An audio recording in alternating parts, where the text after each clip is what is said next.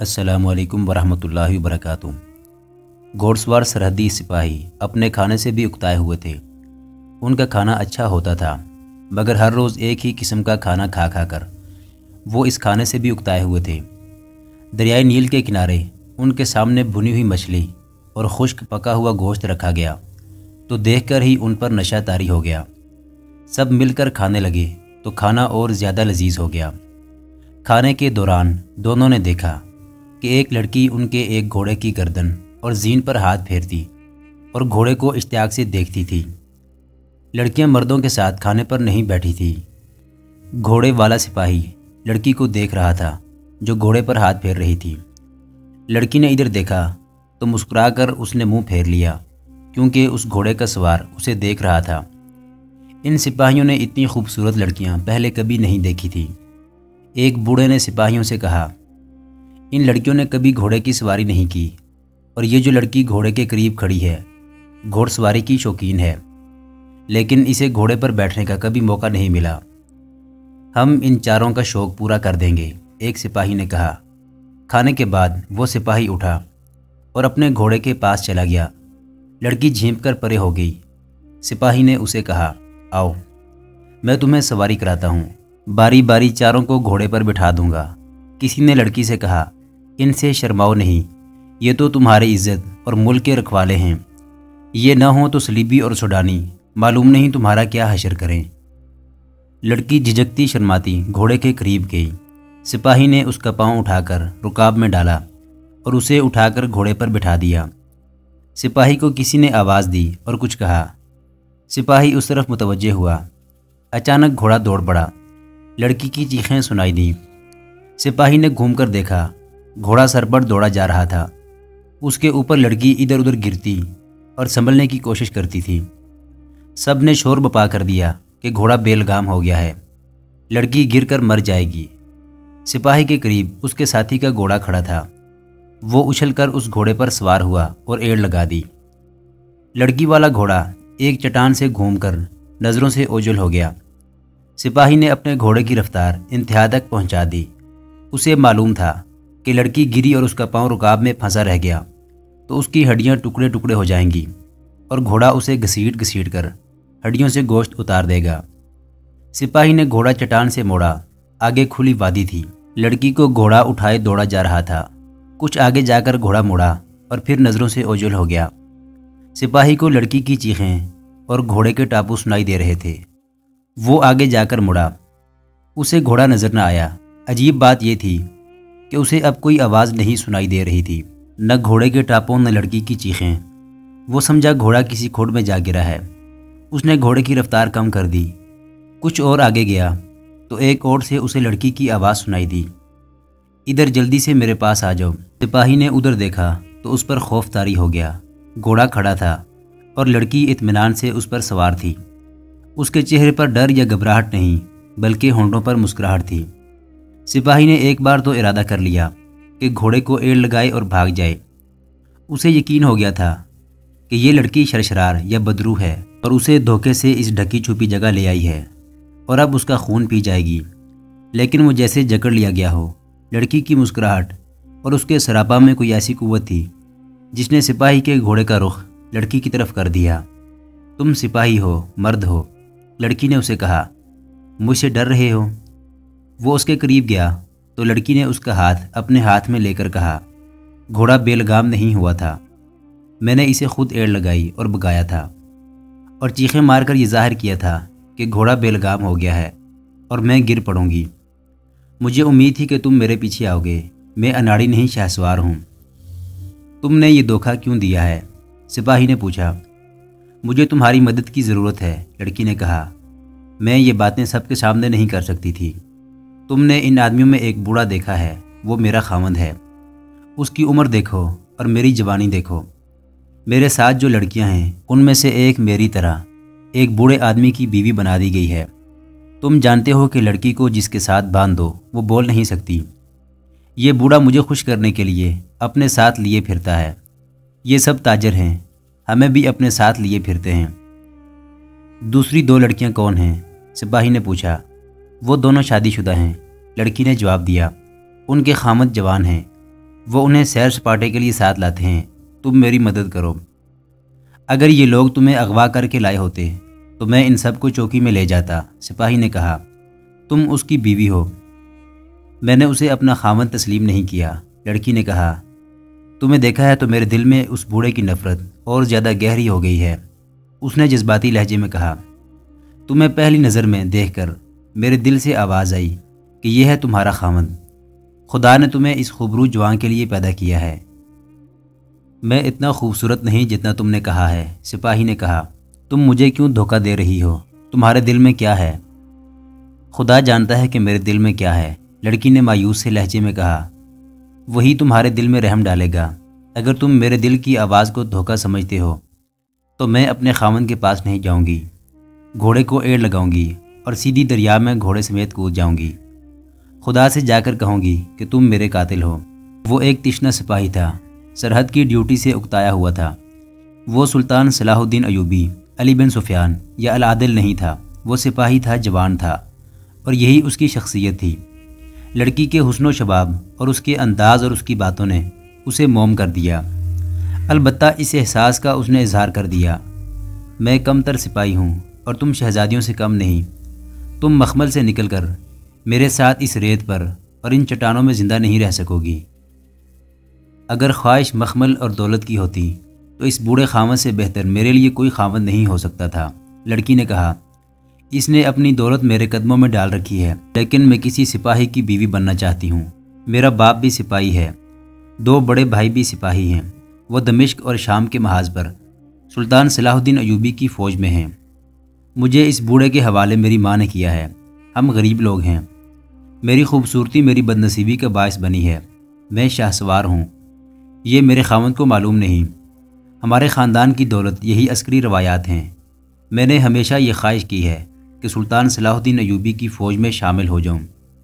اگر یہ ممکن نہ ہو تو کسی سپاہی کے ساتھ شادی کر لوں۔ تم ریت اور چٹانوں کی باتیں نہ کرو، میں اس ریت کی پیداوار ہوں، اور جب میرا خون اسی ریت میں جذب ہو جائے گا تو میری روح مطمئن ہو کر خدا کے حضور جائے گی۔ میں تمہاری مدد کس طرح کر سکتا ہوں؟ آؤ، لڑکی نے کہا، آہستہ آہستہ واپس چلتے ہیں۔ وہ لوگ ہمارے پیچھے آ رہے ہوں گے۔ راستے میں تمہیں بتاؤں گی کہ میں نے کیا سوچا ہے۔ وہ چل پڑے۔ لڑکی نے کہا، میں تمہیں یہ نہیں کہوں گی کہ مجھے اپنے ساتھ لے چلو، یہ جرم ہوگا۔ میرا خاوند قاضی کے پاس چلا جائے گا اور ہم دونوں سزا پائیں گے۔ پہلے اس خاوند سے آزاد ہونا ہے۔ اس کا ایک ہی طریقہ ہے کہ اسے ایسے طریقے سے قتل کرایا جائے کہ یہ قتل نہ لگے۔ قتل تم نہیں کرو گے، میں کروں گی۔ ہو سکتا ہے اسے شراب میں کچھ ملا کر پلا دوں اور رات کو دریا کنارے لے جا کر دھکا دے دوں اور کہوں کہ وہ نشے میں دریا میں اتر گیا تھا۔ اس کے لیے 2-4 روز انتظار کرنا پڑے گا۔ میں اسے یہیں رکھوں گی۔ تمہارے پاس کوئی زہر ہے؟ سپاہی نے پوچھا۔ لڑکی نے کہا لگایا اور کہا، تم بدھو سپاہی ہو۔ میں قاہرہ کے دور اوپر کے علاقے کی رہنے والی ہوں جس میں سے یہ دریا گزرتا ہے۔ ہماری خوراک مچھلی ہے۔ مچھلی کا پتا زہر سے بھرا ہوتا ہے۔ تم نے دیکھا ہے کہ ہم یہاں بھی مچھلیاں پکڑتے ہیں۔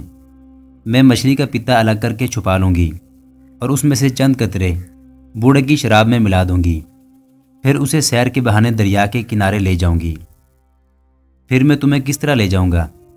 وہ مر گیا تو میں آزاد ہوں گی۔ لڑکی نے جواب دیا، میں سب سے کہہ دوں گی کہ تم میں سے کوئی بھی میرا وارث نہیں جو مجھے اپنی مرضی کی شادی سے روکے۔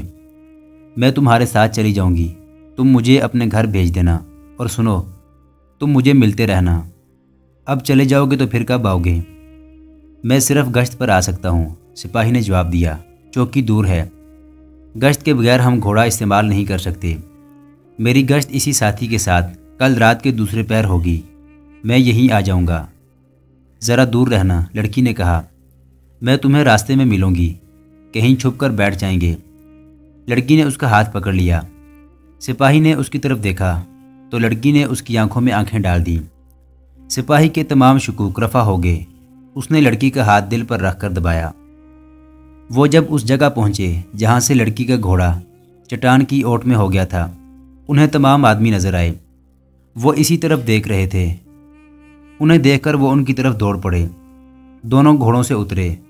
لڑکی کا بوڑھا خاوند سپاہی کے ساتھ لپٹ گیا۔ اس کی آواز کانپ رہی تھی۔ दूसरे आदमियों ने भी वालहाना अंदाज से उसका शुक्रिया अदा किया। लड़की ने उन्हें झूठ मूठ की कहानी सुना दी और कहा कि इस सिपाही ने अपनी जान खतरे में डालकर उसे बचाया है, वरना घोड़ा उसे किसी पथरीले खोड में गिराकर मार देता। दोनों सिपाही चौकी को वापस रवाना हुए। रास्ते में उस सिपाही ने अपने साथी को बताया कि असल वाक़या क्या हुआ है।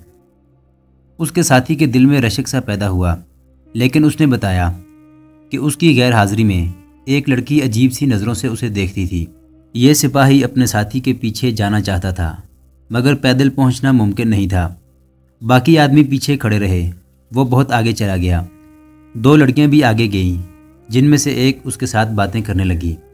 बातों बातों में लड़की ने उस सिपाही के साथ मोहब्बत का इजहार किया और उससे पूछा कि वो उसे फिर कब मिलेगा। उसने लड़की को बताया कि वो कल रात के दूसरे पहर गश्त पर आएगा। उस लड़की ने उसे बताया कि उसे एक बूढ़े के साथ ब्याह दिया गया है और वो उसके साथ भागना चाहती है। दोनों की कहानी एक जैसी थी। उन्होंने इस मसले पर गौर करना शुरू कर दिया कि वो लड़कियों को किस तरह अपने साथ ले जाएंगे। वो दोनों इस पर भी गौर करने लगे कि अगर लड़कियां अपने खामदों को कत्ल ना कर सकीं तो वो खुद उन्हें कत्ल करें और किस तरह करेंगे। दोनों सिपाही बड़े ही हसीन तस्वुरात में खुमार की कैफियत में अपनी चौकी पर पहुंचे। उन्होंने अपने कमांडर को रिपोर्ट दी कि फ़लाँ जगह काहिरा के ताजरों का काफ़िला रुका हुआ है, जिसके सामान की तलाशी ली गई है और हर तरह इत्मीनान कर लिया गया है कि वो मुश्तबे और मशकूक लोग नहीं। उन सिपाहियों ने लड़कियों का जिक्र भी किया। चौकी के कमांडर ने रिपोर्ट के पहले हिस्से को तवज्जो से नहीं सुना था। जब लड़कियों का जिक्र आया तो उसने दिलचस्पी लेनी शुरू कर दी। लड़कियों की तादाद, उम्र, शक्ल सूरत, कद बुत, रंग रूप, गर्ज उसने कोई बात न रहने दी। सिपाहियों ने उसके इस रवैये को महसूस किया और खामोश रहे। चौकी में एक और चौकी का सिपाही बैठा था। वो चौकी वहाँ से 8-10 मील दूर थी। उसके कमांडर ने उस सिपाही को इस पैगाम के साथ भेजा था कि आज शाम के बाद मेरी चौकी में आना, ज़रूरी काम है। कमांडर ने यह पैगाम लाने वाले सिपाही को ये कहकर रोक लिया था कि इकट्ठे चलेंगे। सूरज गुरूब होते ही कमांडर सिपाही के साथ रवाना हो गया। दूसरी चौकी पर पहुंचा तो शाम गहरी हो चुकी थी। ये चौकी हरी भरी जगह थी। वहाँ उस शाम कुछ और ही रौनक थी। चौकी के तमाम सिपाही जो ड्यूटी पर नहीं थे चौकी के बाहर गोल दायरे में बैठे थे। मशालें जल रही थी। चौकी का कमांडर वहाँ नहीं था। उसके खैमे में गए। वहाँ 2 लड़कियाँ बैठी थीं और 3 सहराई आदमी भी थे। उनके करीब साज और दफ पड़े थे। मेहमान कमांडर के आते ही खाना चुना गया। सब खा चुके तो चौकी के कमांडर के कहने पर साजिंदे और लड़कियां बाहर चली गईं। दूसरी चौकी के कमांडर ने पूछा कि ये कौन लोग हैं और बाहर क्या हो रहा है। ये लड़कियां नाचने वाली हैं, कमांडर ने जवाब दिया, और इनके साथ साजिंदे हैं। यहाँ से गुजर रहे थे, पानी पीने के लिए रुके तो मैंने इन्हें बिठा लिया। लड़कियां अच्छी लगीं, मैंने इन्हें खाना भी खिलाया। ये कहीं जा रहे थे, मेरे कहने पर रुक गए। आज रात इन्हें यहीं रखूँगा। मुझे ये सिलसिला अच्छा नहीं लगा। दूसरे कमांडर ने कहा, सरहद पर आकर ये अयाशी सिपाहियों को ख़राब करेगी। इसके बगैर सिपाही ज़्यादा ख़राब हो रहे हैं। मेज़बान कमांडर ने कहा, एक हमारे वो साथी हैं जो शहरों में ऐश कर रहे हैं, एक हम हैं जो मालूम नहीं कब से यहाँ बूगीर कुत्तों की तरह आवारा फिर रहे हैं। क्या तुम्हें सिपाहियों ने कभी परेशान नहीं किया कि उनकी जगह दूसरे दस्ते लाए जाएं? मेरी चौकी में तो 2 सिपाही आपस में लड़ भी चुके हैं। मेहमान कमांडर ने कहा, अब तो सिपाहियों को मामूली सी बात पर गुस्सा आ जाता है। सिपाही उन्हें चीख चीख कर दाद दे रहे थे। 3-4 सिपाहियों ने लड़कियों की तरफ पैसे फेंके, जो लड़कियों ने यह कहकर वापस कर दिए कि वो वतन के मुहावजों से पैसे नहीं लेंगी। उनके साजिंदों ने भी सिपाहियों से कहा कि अगर वो नाच गाने से खुश होते हैं तो उन्हें जब भी बुलाया जाएगा वो बिला उजरत आ जाया करेंगे। उन तमाशाइयों में 2 कमांडर थे। उनके ओहदे कोई ज़्यादा ऊंचे तो नहीं थे, फिर भी वो ज़िम्मेदार अफराद थे और वो दोनों अपनी ज़िम्मेदारियों को भूल चुके थे। उन्होंने ये मालूम करने की भी कोशिश न की कि नाचने गाने वाली ये पार्टी आई कहाँ से है और जा कहाँ रही है, और जो कुछ साजिंदों ने अपने मुतालिक बताया है वो सही भी है या नहीं।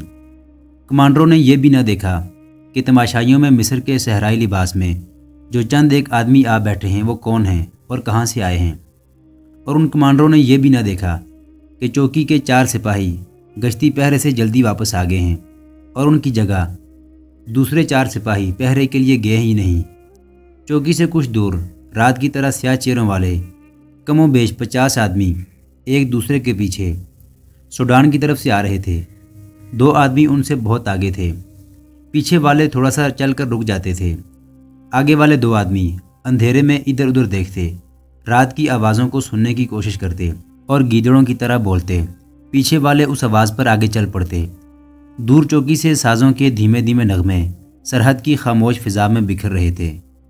آگے چٹانی علاقہ آ گیا۔ سیاہ چہروں والے کالے کالے سائے چٹانوں میں غائب ہو گئے۔ ان کے پاس برچھیاں تھیں، تلواریں اور خنجر بھی تھے، اور ہر ایک نے 4-4 5-5 کمانیں اور تیروں کا وزنی خزانہ اٹھا رکھا تھا۔ ان کے استقبال کے لیے وہاں 3-4 آدمی موجود تھے۔ ان میں سے کسی نے آنے والی پارٹی کے سردار سے ہنس کر کہا، لڑکیوں نے کام کر دیا ہے۔ ہاں، سردار نے کہا، ہم ان کے سازوں کے نغمے سنتے آئے ہیں۔ میں نے 10-12 آدمی وہاں تماشائیوں کے بھیس میں بھیج دیے تھے۔ ان میں سے ایک نے آ کر اطلاع دی تھی کہ محفل گرم ہو گئی ہے اور راستہ صاف ہے۔ گشتی سنتری بھی ناچ گانے میں چلے گئے ہیں۔ نیل سے بھی اچھی اطلاع ملی ہے۔ استقبال کرنے والوں میں سے ایک نے کہا، ان لوگوں نے لڑکیوں سے صحیح کام لیا ہے۔ 2 سپاہیوں کو جو کل رات اس طرف پہرے پر ہوں گے پھانس لیا گیا ہے۔ میں نے اطلاع بھیج دی ہے، کل رات کم از کم 3 بڑی کشتیاں آ جائیں گی۔ وہ آگے چل پڑے۔ چٹانیں اونچی ہوتی گئیں، آگے پہاڑیاں آ گئیں۔ سردار رک گیا اور اس نے ساری پارٹی کو بھی روک دیا۔ اس نے استقبال کرنے والوں سے سرگوشی میں کہا، یہ نہ بھولنا کہ یہ سب حبشی ہیں۔ ان کا مذہب عجیب و غریب ہے اور ان کی عادتیں اور رسومات تمہیں حیران کر دیں گی۔ احتیاط یہ کرنی ہے کہ یہ جیسی کیسی مذہب کا خیز حرکت کریں، اسے احترام کی نگاہ سے دیکھنا۔ ہم انہیں مذہب کے نام پر لائے ہیں، انہیں جھانسا دیا ہے کہ انہیں اس جگہ لے جا رہے ہیں جہاں خدا رہتا ہے، وہ خدا جو ریت کو پیاسا رکھتا، سورج کو آگ دیتا اور آسمان سے بجلی اور پانی برساتا ہے۔ ایک مشکل پیش آئے گی۔ یہ لوگ جنگ سے پہلے انسانی قربانی دینے کے قائل ہیں۔ یہ ان کا سردار بتائے گا کہ قربانی مرد کی دینی ہے یا عورت کی، یا ایک مرد اور ایک عورت کی۔ اگر ہم نے ان کی یہ رسم پوری کر دی تو پھر انہیں لڑائی میں دیکھنا، قاہرہ کی اینٹ سے اینٹ بجا دیں گے۔ سلطان صلاح الدین ایوبی کی یہ فوج ان کے سامنے ایک دن سے زیادہ نہ ٹھہر سکے گی۔ سردار نے سب سے کہا، سجدے میں گر پڑو، تم خدا کے گھر میں آگے ہو۔ سب سجدے میں گر پڑے، سردار کے کہنے پر اٹھے اور سردار کے پیچھے چل پڑے۔ یہ سوڈانی حبشی تھے جنہیں مصر میں داخل کیا جا رہا تھا۔ انہیں چھپانے کے لیے اس پہاڑی خطے کا انتخاب کیا گیا تھا۔ فرعونوں کے وقتوں کی غار جو دراصل زمین دوز عمارتیں تھیں، بہت بڑی فوج کو گھوڑوں اور اونٹوں سمیت چھپا سکتی تھی۔ سوڈان میں خونخوار حبشیوں کو ان کے مذہب اور توہم پرستی کے ذریعے اکٹھا کر کے فوجوں کے خلاف لڑنے کی ٹریننگ دی جا رہی تھی۔ لڑنے کے تو وہ ماہر تھے، ان کے قبیلوں کی جنگیں ہوتی رہتی تھی۔ تیر اندازی اور نشانے پر برچھی پھینکنے کے وہ ماہر تھے۔ سوڈان کے حکمرانوں نے صلیبیوں سے معاہدہ کر کے فوج سے صلیبی افسروں کو بلا لیا تھا۔ وہ ان حبشیوں کو منظم اور باقاعدہ کمانڈ کے تحت لڑنے کی ٹریننگ دے رہے تھے۔ اس سے پہلے سوڈانی فوج 2 بار شکست کھا چکی تھی۔ تیسری جنگ اس وقت ہوئی تھی جب سلطان صلاح الدین ایوبی کے بھائی تقی الدین نے سوڈان پر حملہ کیا تھا۔ سوڈانیوں نے یہ حملہ ناکام کر کے تقی الدین کی فوج کو بری طرح بکھیر دیا تھا۔ تقی الدین سلطان صلاح الدین ایوبی کی مدد سے اپنی بچی کھچی فوج واپس لے آیا تھا۔ اس میں سوڈانیوں کی ناکامی یہ تھی کہ انہوں نے تقی الدین کا تعاقب نہ کیا اور مصر پر حملہ نہ کیا۔ اگر سوڈانی تعاقب کرتے تو تقی الدین کی فوج اتنی تھکی ہاری تھی کہ مصر کو سوڈانیوں سے بچا نہ سکتی۔ ان ناکامیوں کو دیکھتے ہوئے صلیبیوں نے سلطان صلاح الدین ایوبی کا طریقہ جنگ آزمانے کی سکیم بنائی تھی۔ انہوں نے دیکھ لیا تھا کہ سلطان صلاح الدین ایوبی کم سے کم نفری سے زیادہ فوج پر شبخون قسم کا حملہ کرتا اور جم کر لڑنے کی بجائے اپنے دستوں کو گھما پھرا کر لڑاتا اور بڑی سے بڑی گٹھی ہوئی فوج کو بکھیر دیتا ہے۔ انہیں یہ بھی معلوم تھا کہ اس قسم کے حملے کے لیے بڑی ہی سخت ٹریننگ اور خاص قسم کے سپاہیوں کی ضرورت ہوتی ہے۔ عام قسم کی فوج صرف ہجوم کی صورت میں لڑ سکتی ہے۔ چنانچہ انہوں نے حبشی قبائل میں جنگی جنون پیدا کر کے تھوڑی سی فوج تیار کر لی تھی اور انہیں شبخون کی ٹریننگ دی تھی۔ وہ قاہرہ والوں کو بے خبری میں دبوچ لینا چاہتے تھے۔ اب سلطان صلاح الدین ایوبی مصر میں نہیں تھا۔ انہیں یقین تھا کہ سلطان صلاح الدین ایوبی کی غیر حاضری میں وہ میدان مار لیں گے۔ محترم ناظرین، سلطان صلاح الدین ایوبی کی تاریخ پر مشتمل سیریز دیکھنے کے لیے چینل کو سبسکرائب ضرور کر لیں۔ گزشتہ اقساط دیکھنے کے لیے چینل پر پلے لسٹ کا وزٹ کریں۔ ویڈیو کو لائک اور شیئر ضرور کیجیے۔